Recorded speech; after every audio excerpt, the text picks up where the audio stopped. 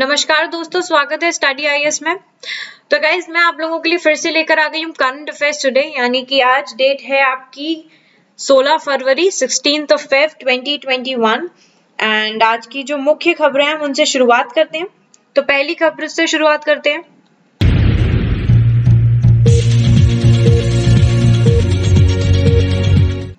तो पहली खबर आपकी बात कर रही है सरकारी स्वामित्व वाली सामान्य बीमा कंपनियों में 3000 करोड़ रुपए का निवेश किया जाएगा। तो अब देखिए, वित्त मंत्रालय ने चालू तिमाही में सरकारी स्वामित्व वाली सामान्य बीमा कंपनियों में 3000 करोड़ रुपए की जो पूंजी है उसका निवेश करने का किया है फैसला।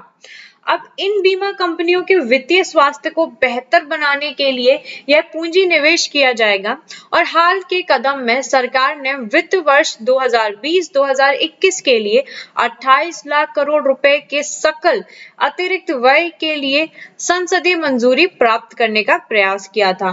तो ये जो राशि होगी अनुदानों के पूरक मांगों के दूसरे और अंतिम बैच के हिस्से में रूप में मांगी गई थी और इसमें जो बीमा कंपनियों को पुनः पूंजीकरण करने के लिए अतिरिक्त धनराशि प्रदान करने के लिए 3000 करोड़ रुपए भी शामिल थे। तो मार्च में संसद द्वारा अनुदान की अनुपूरक मांगों को पूरा करने के लिए 3000 करोड़ का निवेश किया जाएगा। अगली खबर की तरफ आगे बढ़ते हुए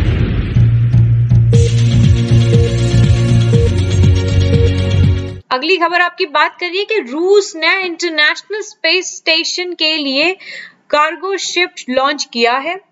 तो अब रूस ने 14 फरवरी 2021 में एक नई कार्गो शिप लॉन्च की है। अंतर्राष्ट्रीय अंतरिक्ष स्टेशन में 7 चालक दल के सदस्यों को माल पहुंचाने के लिए इस कार्गो शिप को लॉन्च किया गया था। तो रूस की अंतरिक्ष एजेंसी रोकोस्मोस ने progress MS-16 cargo ship launch किया है। इसे प्रोग्रेस 77 की भी कहा जाता है।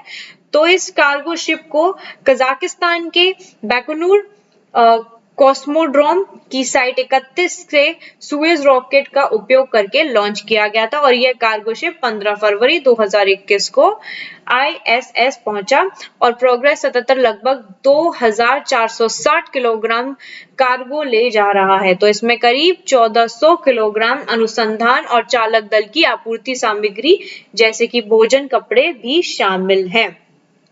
अगली खबर की तरफ आगे बढ़ते हुए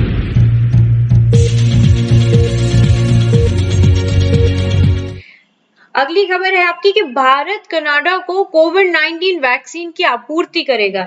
जी हां, भारत सरकार ने कनाडा को कोरोना वायरस के टीके की आपूर्ति करने का निर्णय लिया था और इससे पहले कनाडा के जो प्रधानमंत्री हैं जस्टिन ट्रूडो ने अपनी भारतीय प्रधानमंत्री से वैक्सीन के लिए अनुरोध किया था। ट्रूडो ने महामारी से लड़ने के लिए भारत से कनाडा का समर्थन और कोविड-19 टीकों की सहायता मांगी है। तो पीएम मोदी ने कनाडा के जो प्रधानमंत्री हैं उनको यह भी आश्वासन दिया है कि भारत कनाडा में टीकाकरण कार्यक्रम का पूरा समर्थन करेगा।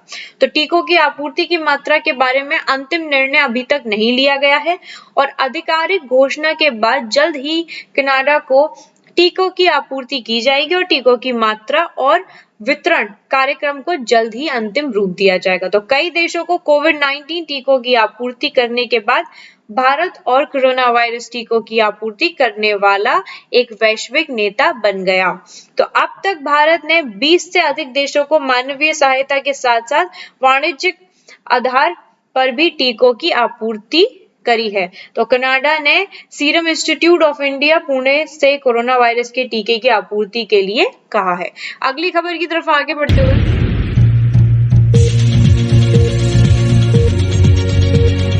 अगली खबर आपकी बात करती है कि उड़ीसा सरकार कोविड-19 वॉरियर मेमोरियल की स्थापना करेगी। तो जी हां, उड़ीसा के स्वास्थ्य और परिवार कल्याण विभाग ने हाल ही में भुवनेश्वर में कोविड-19 वॉरियर मेमोरियल स्थापित करने की घोषणा की है और कोविड-19 योद्धाओं के बलिदान और सेवाओं को सम्मानित करने के लिए इस स्मारक को स्थापित किया जाएगा।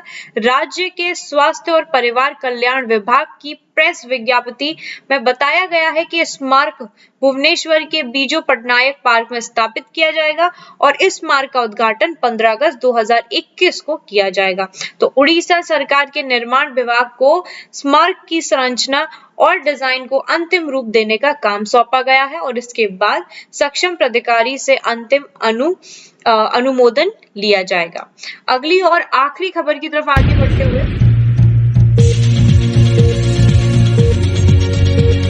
आपकी आखिरी खबर बात कर रही है कि भारत ने सीरिया को 2000 मीट्रिक टन चावल भेंट किए हैं। तो भारत सरकार ने मध्य पूर्व के देशों के साथ खाद्य सुरक्षा को मजबूत करने के लिए सीरिया को करीब 2000 मीट्रिक टन चावल उपहार में दिए हैं। तो विदेश मंत्रालय के एक बयान में कहा है कि 1000 मीट्रिक टन चावल की पहली खेप सीरिया को सौंप दी गई है और यह खेप हिस्बुर रहमान ने सौंपी है। वह सीरिया में भारत के राजदूत हैं और सीरिया की ओर से यह खेप हुसैन मखलोफ कॉन्ट्रैक्ट की जो स्थानीय प्रशासन मंत्री और सुप्रीम रिलीफ कमेटी के प्रमुख हैं। तो मंत्रालय ने आगे कहा है कि शेष में 1000 मीट्रिक टन की खेप 18 फरवरी को सीरिया पहुंच जाएगी। तो सीरिया की सरकार ने आपातकालीन मानवीय सहायता के अनुरोध के बाद भारत को सहायता प्रदान कर रहा है। ठीक है, तो जो विदेश मंत्रालय है उसने कहा है कि भारत हमेशा सीरिया के लोगों के साथ एकजुटता में खड़ा है और सीरिया में विकास और क्षमता निर्माण परियोजना के माध्यम से दोनों देश के बीच में द्विपक्षीय संबंध को जारी कर रहा है। तो भारत ने हाल ही दिनों में सीरिया को बहुत सारी चीजें प्रदान भी करी हैं। तो यही थी आज के लिए आप लोगों के लिए खबरें। मैं उम्मीद करूंगी आप लोग हमारी इस सीरीज को पसंद कर रहे होंगे। अगर पसंद कर रहे हैं तो प्लीज लाइक करें, कमेंट करें। अगर आपको कोई भी चीज समझ में नहीं आ रही है, कोई भी चीज पूछनी है तो कमेंट जरूर करें। ठीक है, एंड अपनी पढ़ाई ध्यान से अपनी पढ़ाई पर ध्यान दीजिएगा। एंड वन मोर थिंग, ये जितनी भी न्यूज़ेस है ना, ये आपके यूपीएससी और बाकी जितने भी गवर्नमेंट एग्जाम्स हैं उनके लिए बहुत ही ज्यादा इंपॉर्टेंट है, तो इनको एक बार जरूर देखें। तब तक के लिए bye bye, take care and have a wonderful day ahead. हम लोग कल मिलेंगे और सारी न्यूज़ के साथ। So bye bye.